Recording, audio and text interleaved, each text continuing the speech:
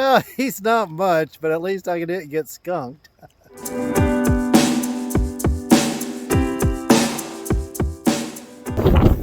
friends, hey, welcome back to the Expeditionary Johnny channel. Well, I'm back at Pawnee State Recreation Area. It's a really windy day, probably not great for fishing, but it's the only time I got to go fishing, so let's give it a shot. All right, so let's see what happens.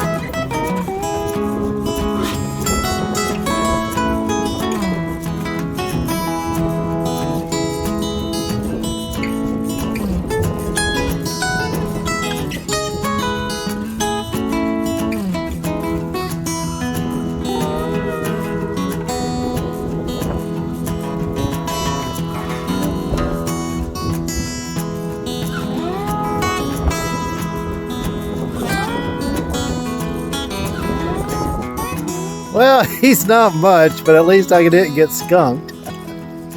I decided to switch to worms and some. I also got a rig here for catfish. Let's see if I can get anything else.